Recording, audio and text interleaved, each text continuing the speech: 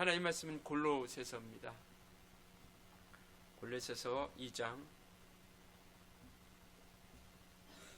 1절부터 7절까지입니다.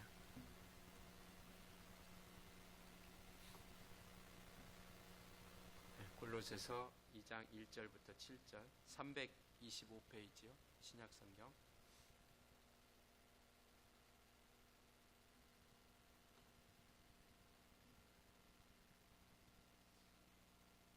교독하시겠습니다.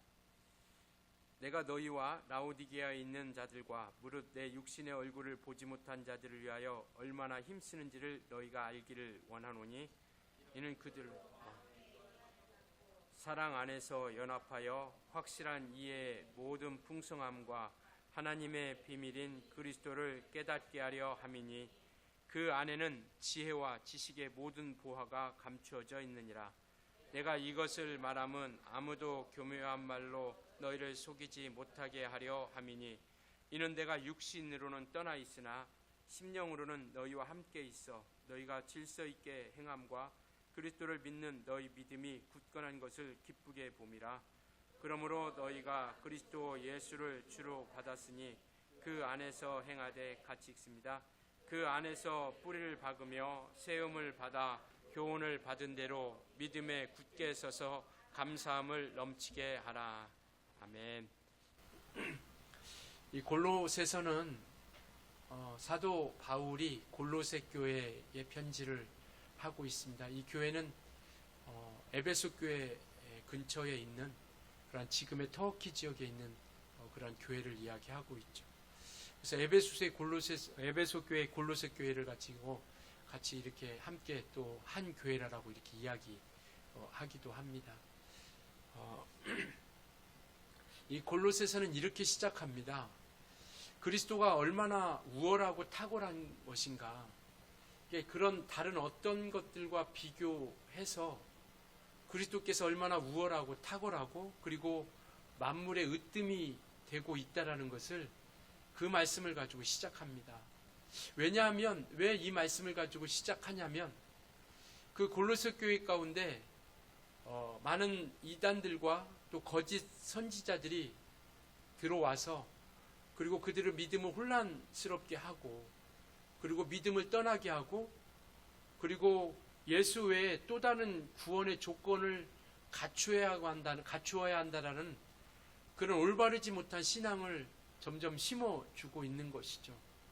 그래서 정말 이 바울은 이와 같이 거짓되고 속이는 이들에게서 믿음의 터 위에 서서 온전히 서가기를 위한 그런 간절한 마음, 오늘 1절에도 이렇게 말씀하고 있죠.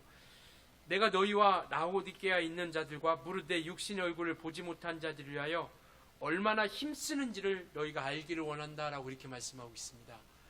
그러니까 뭔가 알아주기를 바라는 마음으로 야, 내가 너를 위해서 얼마나 힘쓰고 있는지 좀 알아줬으면 좋겠다 라는 그런 의미가 아니라 정말 이들이 그러한 속임수로서 거짓 선지자들이 들어와가지고 믿음을 떠나게 만들고 그리고 하나님과의 관계를 멀어지게 하는 그러한 모습 가운데서 정말 우리가 가진 믿음에서 떨어지지 않도록 온전한 마음을 다하여 힘쓰고 간절히 바라고 또 기도하고 있다라고 하는 것을 말씀하고 있는 것이죠. 우리의 믿음도 마찬가지인 것 같아요. 우리가 예수를 누구로 믿느냐, 그리고 어떤 분으로 우리가 믿고 의지하고 있는 것인가. 그래서 골로새서는 그분을 이렇게 소개하고 있습니다. 1장 12절부터 한번 볼까요? 그 앞으로 한 장 넘겨서 1장에 보면 12절부터 14절까지는 예수 그리스도가 우리의 구속주, 우리를 속량하시고 죄사함을 얻은 구속주이심을 말씀하고 계세요. 그래서 14절에 보면 그 아들 안에서 우리가 속량, 우리 죄를 속해 주신 것이죠. 곧 죄사함을 얻었다라고 이렇게 말씀하고 있습니다. 그러니까 너희가 주로 모신 그분은 누구냐면 바로 그분은 우리의 죄를 속해 주신 유일하신 분이고 다른 어떤 죄사함의 조건이 필요치 않다라고 하는 것, 이것을 말씀하고 있죠. 그리고 15절부터 17절까지는 바로 그분이 창조주이심을 말씀하고 있죠. 16절에 이렇게 말씀하고 있습니다.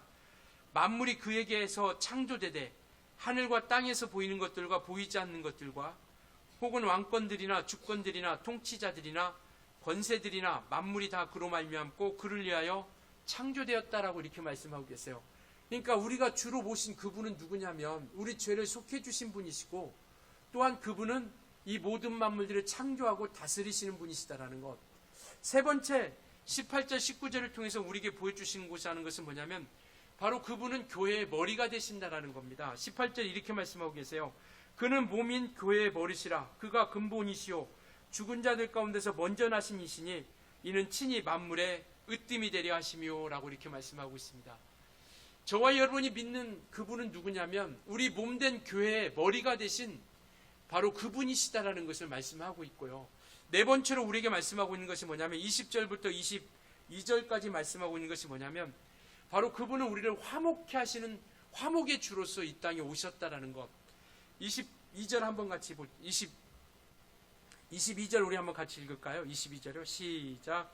이제는 그의 육체의 죽음으로 말미암아 화목하게 하사 너희를 거룩하고 흠없고 책망할 것이 없는 자로 그 앞에 세우고자 하셨으니. 바로 이렇게 바울이 골로새 교회 가운데 이렇게 그분이 어떤 분이신지를 다시 한번 언급하면서 바로 그분은 구속주로 오신 분이시고, 그리고 모든 창조주로서 존재하시는 분이고, 그리고 이 땅에 있는 모든 교회들의 머리가 되어 주신다라는 것, 그리고 그분은 죽음을 통하여 하나님과 우리 사이를 화목해 해 주셨다라는 것. 이것을 통하여 그 거짓 선지자들과 이러한 이단들이 들어온 그 교회 가운데서 정말 이들이 넘어지지 않도록 우리가 믿는 그 주님, 그리고 그들이 모셨던 그 주님이 얼마나 크고 놀라우신 분이시다라는 것을 말씀하고 있는 겁니다. 심지어는 이들은요, 그리스도 외에 또 다른 구원의 조건을 붙이면서까지 미혹을 하죠. 2장 11절에 이렇게 말씀하고 있습니다. 또 그 안에서 너희가 손으로 하지 아니한 할례를 받았으니 곧 육의 몸을 벗는 것이요 그리스도의 할례니라. 그러니까 할례를 통해서 다시 한번 할례를 행해야 구원을 받을 수 있다라고 미혹하는 그들 가운데 주님께 이 바울은 뭐라고 얘기하냐면 우리는 손으로 하지 않은 할례를 받았다. 그러니까 말씀이라고 하는 것을 통해서 우리가 확증을 받았고 우리에게 인쳐 주셨으니 또 다른 육의 몸을 벗는 것이고 그리스도의 할례라라고 이렇게 말씀하고 있는 것이죠. 그러니까 수없이 이와 같이 수많은 그러한 역사들을 통해서 교회가 온전히 서가지 못하게 하고 또 말씀 안에 굳건히 서지 못하게 하고 그리고 가장 중요한 구원마저도 미혹해 하여 흔들리게 만들고 있다라는 겁니다. 우리의 믿음은 확고합니다. 우리의 구원은 예수 그리스도 뿐이라는 것 믿으십니까? 우리의 구원은요 예수 그리스도의 뿐입니다. 이것이 저와 여러분의 분명하고 확실한 믿음입니다. 우리가 때로는 우리가 온전히 살아가지 못하기도 하죠. 정말 주님의 뜻대로 우리가 지난주 우리가 예배하면서 우리가 정말 오직 주님 안에서 온전히 살고자 결심을 하고 또 결단을 하고 한 주를 시작합니다. 그러나 세상은 우리를 그렇게 온전한 믿음 가운데 살아갈 수 있도록 우리를 내버려 두지 않아요. 우리의 삶도 마찬가지고 세상 환경도 마찬가지고 더더구나 영적인 모든 조건들은 우리가 온전한 주님의 편에 서서 살아가지 못하게 하고 있습니다. 그러한 삶 가운데 있다 할지라도 그렇다 할지라도 우리가 굳건하게 붙잡아야 할 믿음은 뭐냐면 오직 구원은 예수 그리스도로 말미암아 이루어진다라는 사실입니다.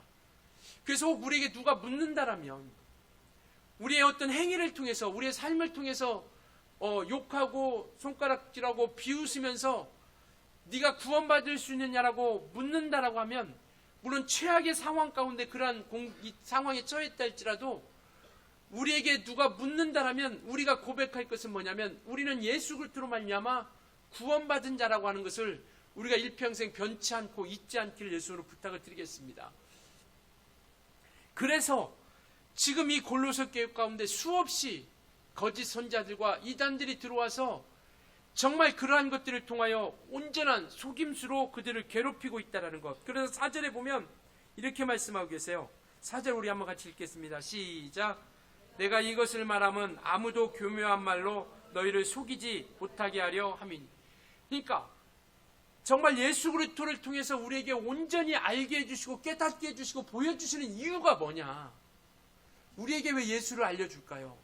왜 우리에게 예수를 보여주면서 또 예수를 가르쳐 줄까요? 그 이유는 뭐냐면 아무도 속이는 자들에 의해서 속지 말고 속지 않도록 하기 위해서.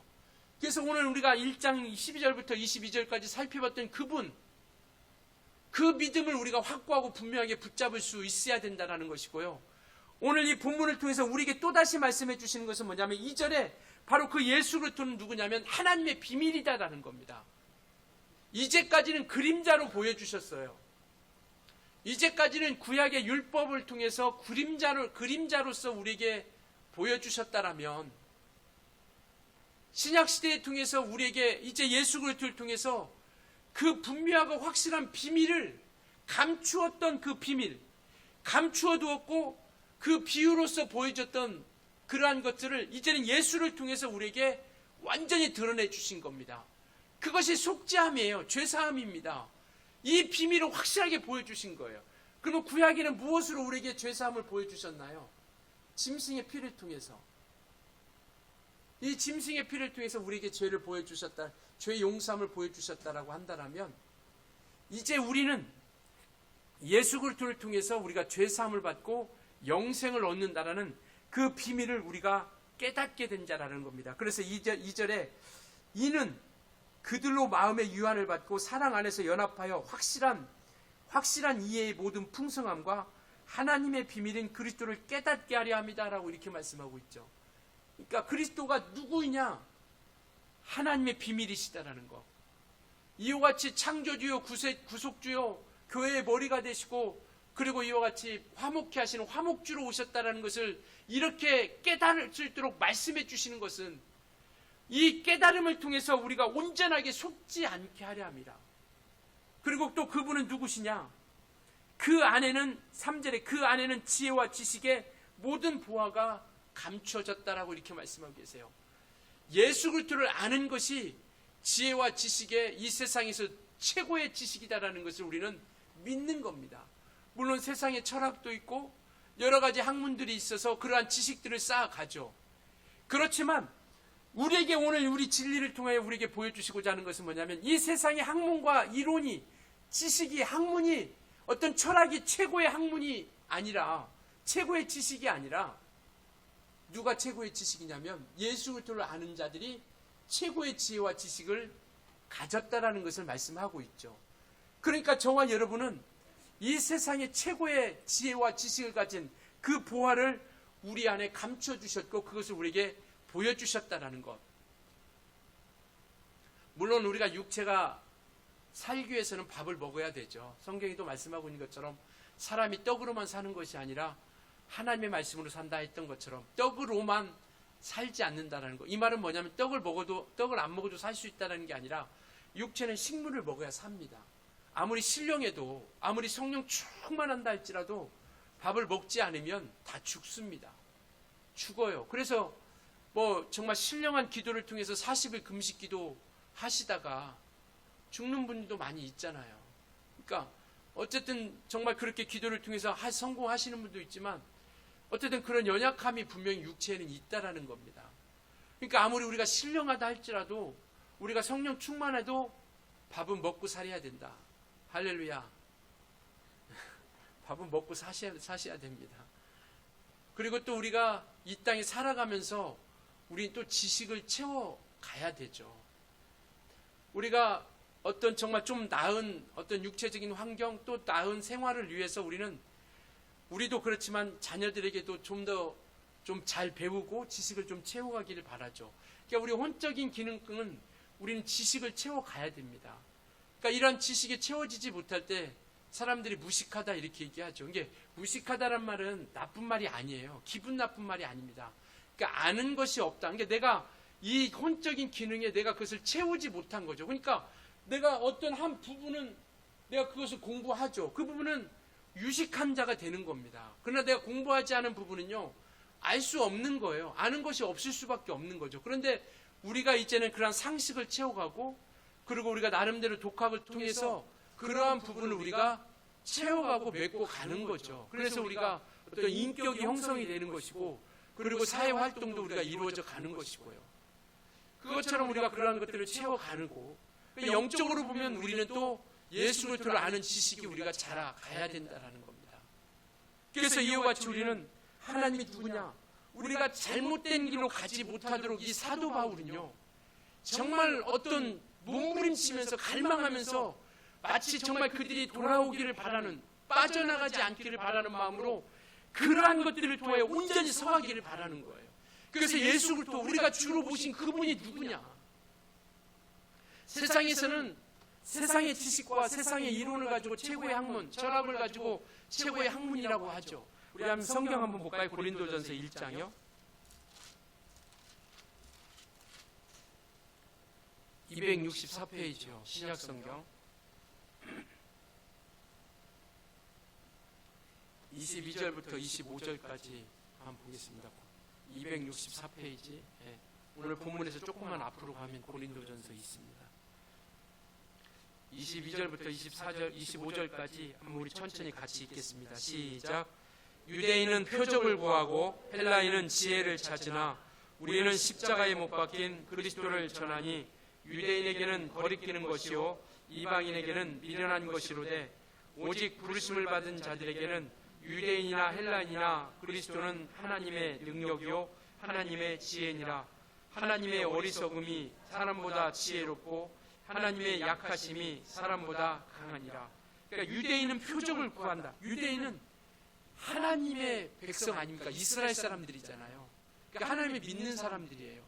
그런데 예수께서 메시아이라고 하니까 그럼 그 능력을 좀 보여주라. 그가 예수께서 메시아인 그러한 증거를 좀 보여달라는 겁니다. 그래서 표적을 구하죠. 이적을 구합니다. 이 헬라인이라고 하는 것은 이방인들을 얘기하는데 당시에 어떤 철학, 그러니까 이 헬라 문화는 철학의 기반으로 바탕한 그런 그리스 문화 아닙니까? 그래서 그리스에는 철학이 가장 많이 발전했던 곳이고 철학자들이 굉장히 많은 그러한 나라이기도 하고 그러한 동네이기도 하죠. 그러니까 그러한 헬라 문화에 젖어 있는 그 사람들은 지혜를 찾는 거죠. 그러니까 우리에게 이해를 시키고 그것이 철학적으로, 논리적으로, 이성적으로, 학문적으로 이것이 우리에게 그것을 설득을 시켜 보라고 이야기하는 거죠. 그런데 우리 그리스도인들에게는 이 유대인에게는 23절에 유대인에게는 거리끼는 것이죠. 왜? 메시아가 십자가에 죽으셨다고 하니까 그들은 왜 갈라디아서 3장 13절에 보면 이 십자가는 저주의 나무라 이렇게 얘기하고 있거든요. 근데 메시아라고 오신 분이 십자가에 돌아가셨으니 그들이 어떻게 그를 구세주로 믿을 수 있겠느냐라는 겁니다. 그러니까 꺼림직한 거예요.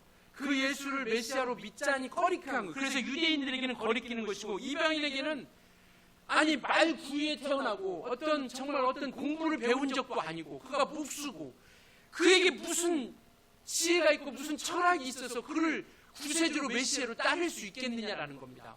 그러니까 이방인들이 생각할 때는 예수 그리스도를 믿는 자들은 미련한 거예요. 어리석은 거고요. 그리고 그들에게는 유대인들은 거리끼는 것이고 그러나 우리 믿음의 사람들에게는 24절에 이렇게 말씀하고 있죠. 오직 부르심을 받은 자들에게는 유대인이나 헬라인이나, 그러니까 유대인이나 헬라인이나 믿는 사람들은 그리스도는 하나님의 능력이요 하나님의 지혜니라. 근데 그 하나님의 지혜가 하나님의 어리석음이 사람보다 지혜롭고 하나님의 약하심이 사람보다 강하다라는 겁니다. 그러니까 우리가 믿는 이 예수를 믿는 이 지식이, 이 지혜가 이 세상의 최고의 지혜이고 최고의 지식임을 우리에게 말씀하고 있는 것이죠. 그래서 저와 여러분은 이 세상의 최고의 지식과 최고의 지혜를 가지고 있는 하나님의 보화를 가진 사람들입니다. 믿으십니까? 이때는 아멘 크게 하셔야 되는데요. 믿으십니까? 그래야 우리가 흔들리지 않을 수 있다는 겁니다. 세상은 지금도 마찬가지잖아요. 지금 21세기 최첨단을 걷고 있고 정말 이와 같이 새로 정말 1분 1초가 다르게 과학이 문명이 발전하고 있는 이 시대에 천국이 있고 구원이 있고 보이지 않는 그곳에 지식을 가지고 과학을 가지고 따지는 이들에게 이것이 이해가 되겠습니까? 아니 2000년 전에 죽은 예수를 보지도 못했는데 그가 구세주라고 믿느니 우리가 어리석은 자들 아니겠어요? 미련한 자들 아니겠습니까? 지금도 마찬가지고 그때도 마찬가지고 여전히 예수 믿는 사람들은요 환영받지 못합니다. 미련한 사람 취급받죠. 어리석은 취급받죠. 찌찌찌 혀를 차면서 안타깝게 생각합니다. 예수 믿는다고 하면. 더더군다나 거기서 조금 더 열심히 해서 우리가 복음을 전하기도 하고 또 정말 전도를 하기 시작하면 이제는 찌찌찌가 아니라 치근하게 여겨요. 아이고 어쩌다 그렇게 됐냐라고 생각을 하는 거죠. 그러나 정말 이 비밀을 알고 이 지혜가 무엇인지를 우리가 알면은 바로 이로같이 우리가 주를 우리가 모셨다라고 하는 것은 이와 같은 분을 우리가 모신 자라고 하는 겁니다. 지금 저와 여러분 안에 있는 분은요, 바로 이러한 분입니다. 이 세상의 최고의 지혜와 지식이시고, 그리고 창조주요 구속주요 교회의 머리가 되시고, 그리고 화목케 하시고, 그분 부활하신 분이시다라는 것을 우리가 확고하게 믿고 나아가자라는 겁니다. 그래야 정말 거짓 사도들이, 거짓 선지자들이, 이단들이 끝없이 우리에게 달려들 때 예수는 우리가 분명하게 붙잡고 우리가 온전하게 나아갈 수 있다는 것을 말씀하고 있습니다. 그래서 복음의 소식을 듣고 주를 모셨으니 이제는 우리가 흔들리지 말자라는 겁니다. 6절에 이렇게 본문으로 돌아와서 골로새서로 다시 돌아옵니다. 6절 한번 같이 읽겠습니다. 6절 같이 읽을게요. 시작. 그러므로 너희가 그리스도 예수를 주로 받았으니 그 안에서 행하되, 바로 이와 같이 예수를, 이런 분을 우리가 모신 자들이다. 그러니 그리스도를 예수를 주로 받았으니, 주로 받았다라는 것은 이와 같이 우리가 주님으로 우리가 모셔드렸다라는 거예요. 우리 마음 가운데 모셔드렸다라는 것, 바로 그를 영접했다라는 겁니다. 요한복음 1장 12절에 그를 믿고 영접하는 자들에게는 하나님의 자녀가 되는 권세를 주셨다라고 하는 것처럼, 믿고 영접한 자들에게, 우리에게 그와 같이, 이와 같이 정말 하나님께서 그 믿는 자들에게 그 주님을 영접했다라고 우리가 인정해 주시고 이끌어 주시겠다라는 겁니다. 그러니 사도 바울은 아비의 마음, 부모님의 마음처럼 아이들이 행여나 잘못될까봐 걱정되고 안타까운 마음으로 오늘 이 편지를 쓰면서 말씀을 하고 있는 것이죠. 우리가 아이들을 바라볼 때 좀 정말 어떻게 잘못되면 잘못된 길로 갈까 봐서 안타까워하고 노심초사하고 불안해하고 두려워하고 막 이런 마음을 가지고 있는 것처럼, 지금 이 사도 바울은 우리 그리스도인들을 향해서 그와 같이 정말 안타까워하고 몸부림치고 있다는 것. 오늘 우리가 흔들리지 않게 해서는, 굳건한 믿음 위에서 우리가 온전히 서기 위해서는 이와 같이 예수가 어떤 분이신지를 우리가 분명하고 알고 나아가자라는 겁니다. 우리 안에 주님을 모셨다고 하는 것, 바로 그 안에는요, 이런 의미가 담겨져 있습니다. 우리가 주를 믿고 주를 모셨다라는 것, 주를 영접했다라는 것. 혹시 그렇게 생각 안 하시더라도 오늘서부터는 그렇게 생각을 이제 우리는 믿으셔야 된다라는 거죠. 주님을 우리 안에 모셨다라는 것은 뭐냐면, 내가 그 예수님이 그리스도이심을 믿는 거예요. 주님을 내게 모셨다는 것은 그리스도이심을 믿는 거. 그리스도라고 하는 것은 기름 부음 받은 자라는 뜻을 가지고 있거든요. 구약에 기름 부음을 받은 직분이 세 가지가 있어요. 왕과 선지자와 제사장. 왕은 그 나라를 통치하는, 그 이스라엘을, 유다를 통치할 때 그 왕을 세우는데 하나님께서 기름을 부읍니다. 그래서 다윗을 세울 때도, 솔로몬을 세울 때도 기름을 붓고 세우죠. 그리고 선지자들은 하나님 말씀을 전하는 사람을 선지자라 이렇게 얘기합니다. 그래서 하나님 말씀을 전하는 자들을 세울 때도 기름 부어 세우죠. 그리고 제사장은 성전에서 하나님과 백성들이 죄를 지을 때 그 죄를 사할 수 있도록 짐승을 통하여 제사를 지내주는 자가 제사장들이에요. 그래서 그 짐승의 피를 받아서 제단에 뿌려서 그 사람이 죄사함 받았다라고 선포를 하는 거죠. 그런데 예수님은 그리스도로 오셨다라는 것은 뭐냐면, 이 왕과 선지자와 제사장의 모든 일, 왕으로서 우리 모든 이들을 통치하시는 분, 바로 그 믿음을 가진 자들이 예수 그리스도를 주로 모신 자들이라는 거죠. 선지자로 오직 그분은 진리를, 하나님의 말씀을 우리 가운데 선포하러 오신 거예요. 그래서 내 말이 영이요 생명이라 말씀하셨고, 내가 말하는 것은 내 스스로 내 자유로 말하는 것이 아니라 아버지께서 내 안에 계셔서 내게 말할 것과 이룰 것을 친히 명령하여 주셨다라고 이렇게 말씀하고 있죠. 그래서 선지자로 오셨다는 것은 그 말씀을 가지고 선포하러 오셨다는 것. 제사장으로 오셨다는 것은 아까도 우리가 읽었던 것처럼 그는 죽음을 통하여 화목제물, 그전에는 짐승을 통해서 일시적인 죄사함이 있었다면 예수께서 화목제물로 오셔서 십자가의 죽으심을 통하여 피 흘리심을 통하여 완전한, 더 이상 다른 것들이 필요치 않은 완전한 이것을 이루셨다라는 것. 그래서 우리가 예수를 주로 모셨다라고 하는 그 믿음의 고백 너머에는 예수가 그리스도이신 것이고 그는 성경을 성취하신 분이시다라는 것을 믿는 겁니다. 그리고 또 하나는 뭐냐면 예수가 인간의 몸을 입고 오셨다라는 것, 그리고 우리 인류의 죄를 위해서 구원하신 분이시다라는 것. 이것을 믿는 믿음 가운데서 주라 고백하는 거죠. 그러니까 우리 죄를 속해 주신 주인이시다라는 거죠. 그리고 세 번째는 뭐냐면 그가 우리 인생을 구원하시기 위해서 십자가에 들려 죽으시고 부활하시고, 그래서 그것으로만 끝난 게 아니라 하늘에 오르셔서 그리고 우리 모든 만물들을 통치하시고 우리 인생들을 통치하시는 분, 바로 이것을 믿는 이들이 바로 예수를 주로 모신 자들이라는 것. 그러니까 우리는 예수를 주로 모셨습니다. 우리는 예수 그리스도를 우리 마음 가운데 그 이름을 영접했죠. 바로 이 믿음 가운데는 이와 같은 것들이 포함되어 있다는 것. 그래서 이제는 이 믿음의 고백이 우리 가운데 있어지는 것이죠. 그래서 예수가 우리가 온전히 주인으로 모셨다라면 우리가 이 땅에서 그러면 어떻게 살아가야 될지를 오늘 말씀하고 있는데 7절에 그 말씀을 하고 있어요. 예수 그리스도를 주로 받았으니, 이제 주를 모셨으니 우리는 예수 안에서 행해야 되는데 무엇을 행해야 되느냐? 세 가지를 말씀하고 있습니다. 7절 같이 읽습니다. 시작. 그 안에서 뿌리를 박으며 세움을 받아 교훈을 받은 대로 믿음에 굳게 서서 감사함을 넘치게 하라. 그 안에, 예수 안에 뿌리를 받고, 그리고 우리가 말씀을 들은 대로, 우리가 본 대로 믿음 안에 굳게 서자라는 겁니다. 감히하지 말고 다른 것으로 전염시키지 말고, 그 다음에 세 번째는 뭐냐면 감사함으로 넘치게 하자라는 겁니다. 첫 번째로 왜 뿌리를 박아야 될까요? 상식적으로 딱 생각해도 흔들리지 않도록 하기 위해서, 예수께 뿌리를 박아서 흔들리지 않도록 하기 위해서, 넘어지지 않도록. 예수께 뿌리를 바르면 그 하늘의 생명이 우리 가운데 올라오게 되는 것이고 그 힘을 통하여 우리 믿음은 성장하게 된다는 겁니다.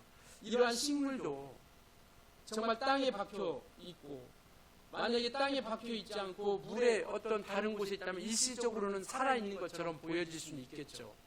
그러나 생명이 없으면, 아무리 이렇게 싱싱해 보여도 생명이 없으면 곧 시들어버리고 마릅니다.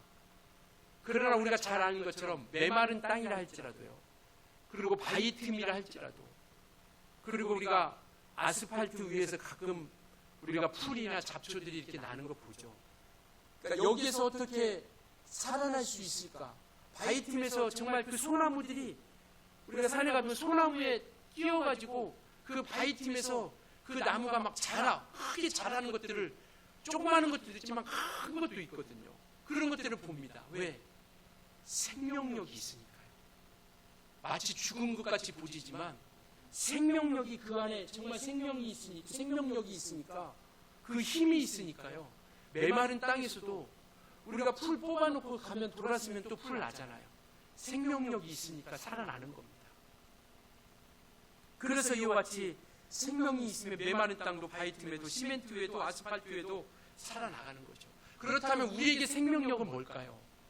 우리 그리스도인들의 생명력은 뭘까요? 이의 생명력은 영양분이고 어떤 걸음이라고 한다면 우리에게 생명력은 뭘까요? 우리가 무너지지 않고 세워갈 수 있도록 하는 그것이 뭘까? 바로 그것이 예수의 보혈이라는 겁니다. 다른 거창한 것이 아니라 우리가 예수의 피를 통해서 죄사함 받았다고 하는 이 예수의 보혈이 우리의 생명을 유지시켜주는 생명의 능력입니다. 그리고 또 하나는 부활이죠. 부활의 소망, 바로 이것이 우리의 생명을 지탱시켜주는 힘입니다. 누가 묻는다라면, 왜 예수 믿느냐고 묻는다라면 물론 여러 가지가 있을 수 있겠지만 우리는 나는 생명을 얻고 복을 받고 있는데 바로 그것이 부활이라고 하는 것을 이야기하는 거죠. 또 하나는 성령의 역사입니다. 이것이 우리의 생명력이에요. 성령의 도우심이 우리에게 생명력입니다. 이것이 있기 때문에 우리가 믿음을 지탱해 나갈 수 있는 거예요. 그리고 또 하나는 뭐냐면 하늘에 대한 소망입니다. 예수의 피와 그 다음에 부활의 소망과 성령의 역사와 그 다음에 정말 마지막 뭐라고 그랬죠? 하늘에 대한 소망, 이것이 우리가 지탱할 수 있는 힘입니다. 이것이 있으면 우리가 무너지지 않을 수 있어요. 이것에 흔들림이 없다면 우리는 쓰러질지라도 생명력이 있기 때문에 다시 일어설 수 있습니다. 우리가 살다 보면 넘어지기도 하잖아요. 죄도 짓기도 하잖아요. 우리가 오늘 또 우리가 말씀을 붙잡고 또 한 주간 결심하면서 세상 가운데 살아갈 때 우리가 온전하게 24시간 정말 믿음대로만 살아가면 너무 감사한데 그렇지 살지 못할 때도 있어요. 육체의 욕망에 따라 살기도 하고 또 내 마음대로 하고 싶을 대로 살아가기도 합니다. 그렇지만 우리가 어떤 것에도 흔들리지 않을 수 있는 우리의 믿음을 우리가 시들어질 수는 있지만 흔들릴 수 없는 것, 무너질 수 없게 만드는 것이 바로 이 생명력이라고 하는 것입니다. 그래서 우리는 회개하여 다시 돌아오는 겁니다. 회개하여 다시 싹이 나고 꽃이 피고 잎이 피는 거예요. 겨울에 앙상한 나무가 마치 죽은 것처럼 보이지만 생명력이 있으니까요. 마치 죽은 것처럼 보이지만 우리도 마찬가지로 세상 가운데 마치 죽은 것처럼 살아갈 수밖에 없는 그런 모습이었었지만 우리 안에 예수의 생명력이 있으니까 또다시 회개하고 또 우리 다시 이 자리에 예배하러 나온 겁니다. 이것이 우리의 생명력의 힘이에요. 세상에 주저앉지 않고 세상에 그냥 정말 그 속에 파묻혀 살지 않고 오늘 또 예배하고자 주님 앞에 나온 것, 이것이 바로 우리에게 생명력이 우리 안에 있기 때문에 주님 앞에 나올 수 있는 힘이 우리 가운데 있게 되는 겁니다. 그래서 우리가 이것을 굳게 주님이 정말 온전하게 생명력을 지키기 위해서 뿌리를 예수께로 굳게 받는 것이고요. 두 번째는 가르침을 받은 대로 믿음에 굳게 서라. 우리가 교훈받은 대로, 우리가 들은 대로, 말씀을 깨달은 대로, 우리가 말씀을 또 상고한 대로, 묵상한 대로 그대로 그 믿음 안에 굳게 서라라는 겁니다. 그러니까 이것은 뭐냐면 정말 어떤 유혹의 어떤 것에 우리가 정말 미혹당하고 어떤 감염되는 것이 아니라 세상에 어떤 것에 감염되는 것이 아니라 우리는 예수 그리스도께 감염되고 말씀에 감염되어서 그것이 내 온안에 온몸에 퍼짐으로 말미암아 지탱할 수 있는 힘으로써 우리가 만들어가는 것이죠. 그걸 통해 우리가 온전히 만들어가는 겁니다.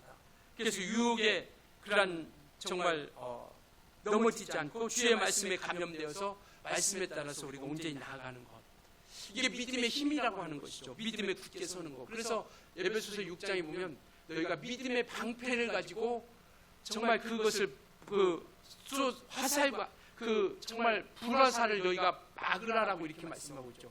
끝없이 우리에게 화살이 날라오는데, 불화살이 날라오는데, 우리의 믿음을 흔드는 것들이 날라오는데 우리가 그것을 막을 수 있는 방패가 있는데 바로 그것이 믿음의 방패라는 거예요. 그래서 에베소서 6장 16절에는 믿음의 방패를 가지라라고 이렇게 말씀하고 있습니다. 세 번째는 감사. 우리가 너무나도 잘 알죠. 하나님의 뜻이라는 것. 그리고 감사라고 하는 것은 하나님의 은혜를 기억하는 자들이 고백되어진다라는 것.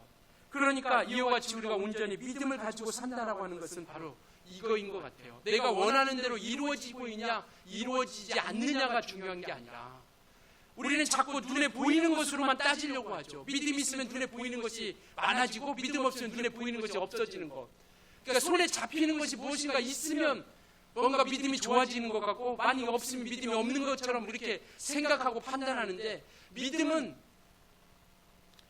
어떤 것이 우리 가운데 이와 같이 우리의 삶 가운데서 뭔가 내가 원하는 것이 이루어지고 그렇지 않느냐가 아니라 끝까지 우리가 온전하게 그 믿음에 굳게 서서 우리가 흔들림 없이 나아가고 있느냐. 우리에게 아무런 증거들이 없다 할지라도 우리가 정말 이와 같이 예배하러 나와서 믿음 안에 굳게 섰다라고 하는 것, 주님께서는 그 모습을 우리에게 원하고 있다라는 것이죠. 무너지지 않고 다시금 이렇게 세워져 가고 있는 것. 그래서 우리는 매일매일의 삶이 주님이 주인 되심을 우리가 믿고 또 주님이 인도함을 받는. 그러니까 믿음은요, 바로 그 말씀 앞에 우리가 반응하는 것이 아닌가 싶어요. 주님께서 우리에게 말씀해 주실 때 우리가 살아가지 못하죠. 너무나도 잘 알고 있습니다. 우리가 100%또 삶에 살아가지 못하죠. 하나님의 뜻대로. 그렇지만 말씀 앞에 우리가 주셨을 때, 말씀을 우리에게 주셨을 때 그 말씀을 내게 하신 말씀으로 받고 그 말씀 앞에 내가 살아가려고 하는 어떤 그런 몸부림이 우리 가운데 있는 그런 반응이 필요하지 않나 싶어요.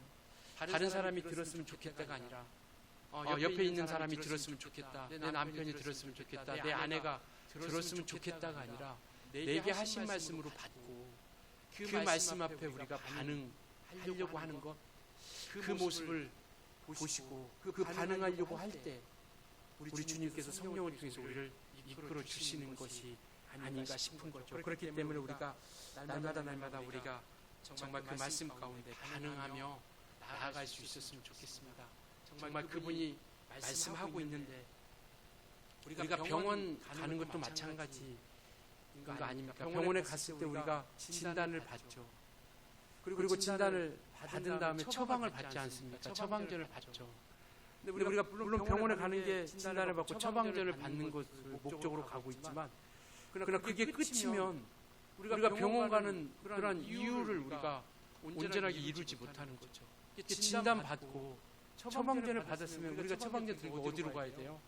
약국으로 가야 되죠. 그리고 그 약을 받고 복용을 해야 됩니다. 오늘 우리에게 말씀해 주시는 처방전이 바로 오늘 이 말씀입니다. 너희가 그리스도를 예수를 주로 모셨으면 바로 그 안에서 행해야 된다라는데, 그 행해야 되는 것이 바로 오늘 우리에게 처방전을 주신 겁니다. 그러나 이것을만 받고 우리가 집으로 오면 우리가 아프고 힘든 것은 여전히 계속될 수 있죠. 우리는 그것을 가지고 이제는 약을 받아서 그것을 우리가 복용을 해야 된다는 거죠. 먹어야 됩니다. 오늘 우리에게 그리스도 아는 자들에게, 그리스도 안에 있는 자들에게 처방전을 오늘 주셨어요. 그 뿌리를 주님께 굳게 받고, 그리고 믿음대로 굳게 서고, 그 다음에 감사함이 넘치게 하라. 이제는 우리가 이 약을 마실 수 있었으면 좋겠습니다. 그래서 이 말씀, 이 약을 통해서 우리가 건강해지고 또 신앙이 자라가고 또 우리 아픈 것들이 회복되고, 그리고 주님께로 더 가까이 갈 수 있는 그런 믿음의 길로 우리가 걸어가자라는 것이죠. 우리는 정말 치열한 영적 전쟁터 가운데 내일서부터 또 우리 교회 문을 나가는 순간 우리는 살아갑니다. 정말 치열하게 살아가죠. 세상이 그리고 우리의 삶이 우리를 호락호락하게 내버려두지 않는다라는 겁니다. 믿음으로 살아가도록 그냥 나가면 뭔가 되겠지가 아니라 우리를 호락호락하게 내버려두지 않아요. 달려듭니다. 딱 나가는 순간 우리에게 의심이 생기게 만들고, 그리고 정말 세상 환경을 바라보게 만들고, 주의 말씀보다는 정말 세상의 것들을 더 의지하게 만들고, 이 마음과 생각과 우리 행동을 끝없이 짓누르고 끝없이 우리를 괴롭히고, 우리가 속기 쉽게 달려들고 또 우리를 어지럽히고 혼란스럽게 만들고 있습니다. 그러나 그렇기 때문에 우리가 깨어있지 않으면, 정말 이 말씀에 붙잡고 나아가지 않으면 우리가 온전히 믿음만을 지켜나간다는 게 결코 쉽지 않다라는 것을 말씀하고 있죠. 설교를 준비하다가 어떤 분의 설교 중에 그 예화가 있는데, 돼지도 저도 돼지를 이렇게 저도 몰아본 적이 있는데요. 시골에 있을 때 돼지가 모는 대로 잘 가지 않습니다. 뭐 당긴다고 해서 그가 따라오는 것도 아니고, 민다고 뒤에서 밀면 더 버텨요. 뒤에서 막 밀려고 하면 더 버티고 안 가려고 그래요. 근데 이제 어느 농부가 다른 농부가 이제 그 본 겁니다. 돼지를 앞에 가는데 잘 따라오는 거예요. 신기해서 물어봤다고 하잖아요. 어떻게 당신은 이렇게 돼지를 잘 끌고 가냐고 했더니, 돼지가 좋아하는 게 콩이라고 합니다. 그래서 콩을 하나씩 이렇게 떨어뜨리고 이렇게 갔대요. 그러니까 돼지가 그 콩 먹으면서 따라온 거예요. 우리 신앙생활도요, 우리 육체의 달콤한 것을 통해서 우리가 주님을 따라가게 만드는 것이 아니라 악한 자들을 따라가게 만들고 있다는 거예요. 우리의 삶이. 그러니까 우리가 경계하지 않고, 그렇지 않으면 도살장으로 갑니다. 도살장으로. 정말 그래서 우리가 이와 같이 믿음이 예수를 주로 모신 이 믿음 위에 우리가 믿음을 잘 쌓아갈 수 있길 예수님으로 축원합니다. 어찌하든지 간에 우리는 승리할 수 있길 예수님으로 축원합니다. 정말 이 땅에서 주어진 시간이 언제까지는 우리는 알 수 없어요. 그러나 분명한 것은 우리 육체가 행한 것에 대해서 영혼이 책임져야 할 때가 있다라는 것. 이걸 잊지 않고 정말 좀 힘들고 아프고 정말 이것이 헤쳐나가는 것이 정말 고통스럽긴 하죠. 믿음대로 살아가는 것이 육체와 늘 싸우니까. 사도 바울 같은 사람도 나는 오라 공고한 자로다. 그것이 뭐냐면 나는 비천하다 이 말이에요. 공고하다라는 것은 나는 비천하다라는 거예요. 내가 정말 너무나도 한심스럽고 비천하고 어리석게 보인다라는 거예요. 왜? 내 마음의 법은 하나님을 따르려고 하는데 내 육체는 이 세상의 법을 따르고 하나님과 반대되는 법을 따르기 때문에 너무나도 비천하고 너무나도 내가 정말 안타깝다라는 마음을 가지고 있는 거죠. 사도 바울 같은 사람들. 그러니 우리가 이제는 정말 예수를 주로 모셨으면 그분 앞에서 우리가 함께 살아가려고 하는 그런 반응을 하면서 살아가려고 하는 그런 결심은 우리가 좀 했으면 좋겠고요. 우리의 삶의 한 부분이라도 우리가 주님을 닮아가려고 하는 그런 몸 부분이 있었으면 좋겠습니다. 그래서 이 시간에 부탁드리고 있는 내 기쁨만을 위해서 살아가지 않고 내 기쁨만을 위해서 살아가지 않고 주님의 기쁨도 생각하는 우리 모두가 되어졌으면 좋겠고요. 내 뜻대로만 행하는 것이 아니라 내 뜻도 중요하죠. 내 뜻도 우리가 이루어 가야 됩니다. 그러나 내 뜻만 이루어 가는 것이 아니라 주님의 뜻도 우리가 생각하는 눈에 보이는 나라만 생각하는 것이 아니라 우리 대한민국 나라를 우리가 걱정하고 기도해야 되고 우리가 염려해야 되죠. 그렇지만 눈에 보이는 나라만 생각하는 것이 아니라 보이지 않는 하나님 나라를 우리가 준비할 수 있는 그런 믿음의 길로 우리가 살아갈 수 있었으면 좋겠습니다. 이것이 우리 그리스도인들의 삶이 아닌가 싶어요. 그래서 조금이라도 완벽하지 못하지만 조금씩이라도 우리가 한 걸음씩이라도 우리가 닮아갈 수 있는 우리 모두가 되어졌으면 좋겠습니다. 오늘 처방전입니다. 예수께 뿌리를 굳게 받고 믿음 위에 굳게 세고 들은 대로 받은 대로 깨달은 대로 묵상한 대로 우리가 믿음 위에 굳게 서고 그리고 우리의 입술을 통해서 감사로 고백하는 우리 모두가 되어줄 수 있기를 예수님으로 축원합니다.